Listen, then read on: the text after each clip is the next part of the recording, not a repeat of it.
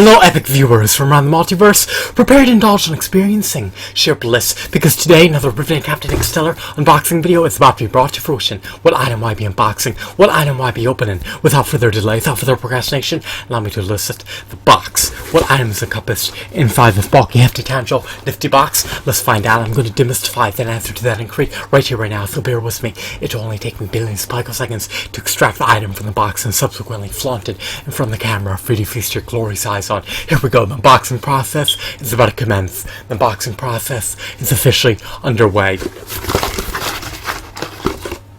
What have I drawn for us? What item is obscured by the envelope? Let's find out. The envelope is about to be ravaged. Bear with me. This process is arduous. It's cumbersome and time-consuming. It's quite daunting and agonizing. Alright.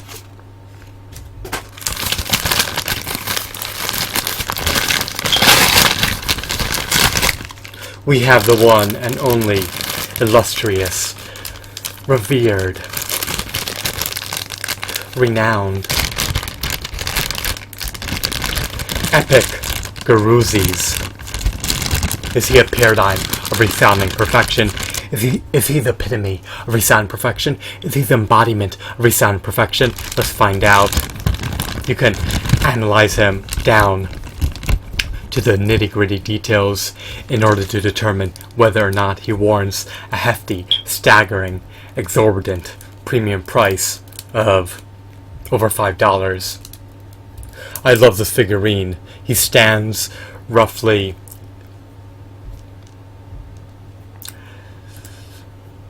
6 to 7 inches tall. That's what I would estimate. He has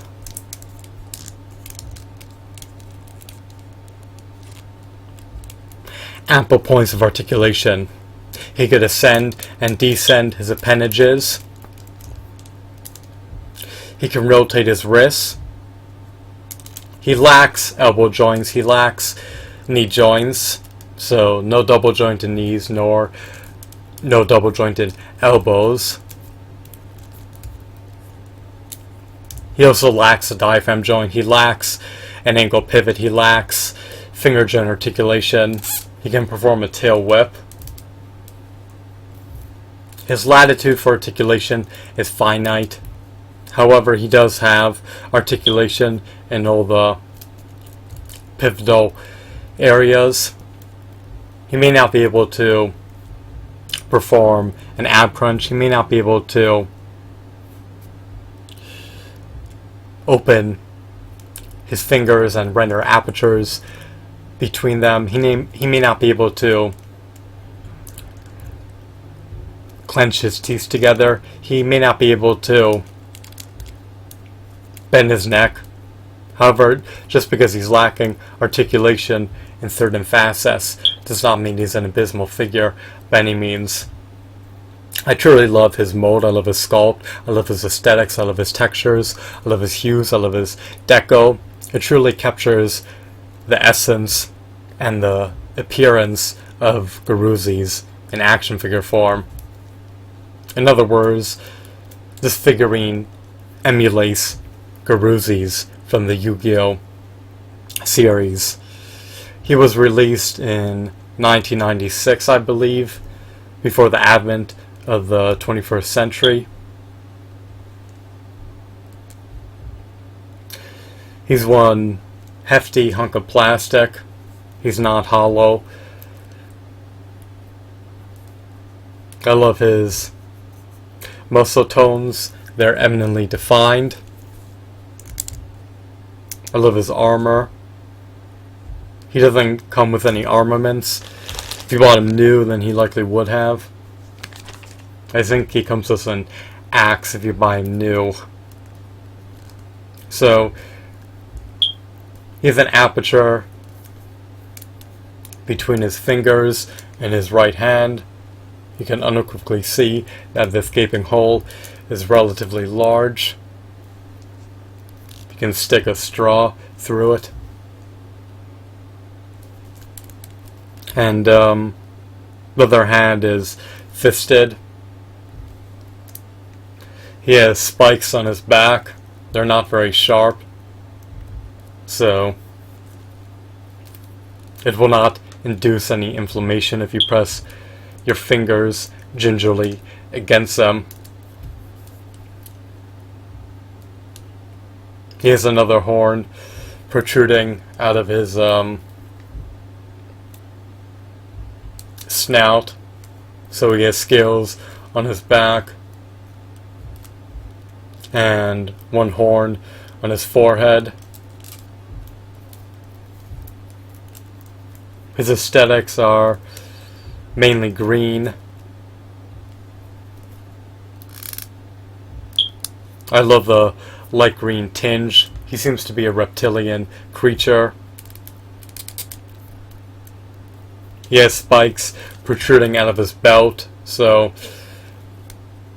they were very meticulous when they were sculpting him and designing him.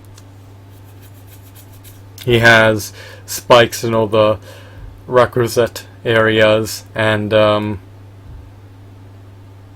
his paint applications truly capture the essence of Garoozis. So I'm gratified, I'm buoyant, I'm jubilant, I'm exhilarated, I'm euphoric, I'm content. No major gripes. He has the forearm guards, he has the shoulder guards, he has this little skirt.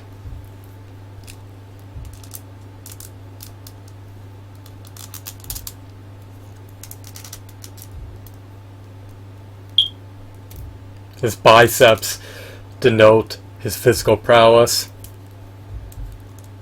He can balance himself with relative ease. He can turn his feet 360 degrees at your own discretion.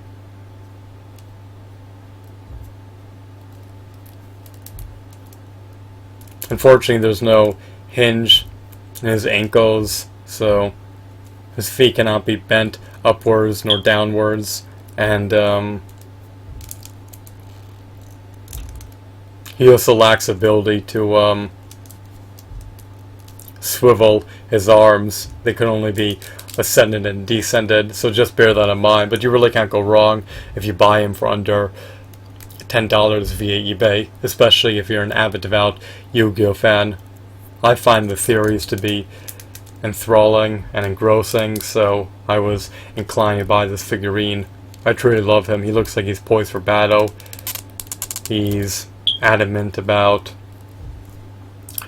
trouncing his adversaries. He's loyal, noble, astute, shrewd, valiant, stoic, heroic,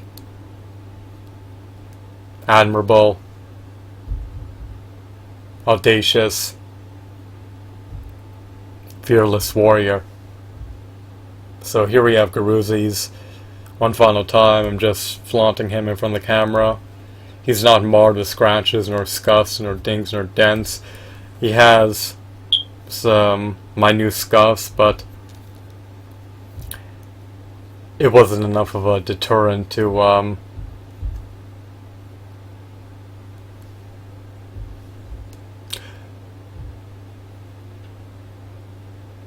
convince me to forgo buying him. It wasn't enough of a deterrent to cause me to forgo buying him.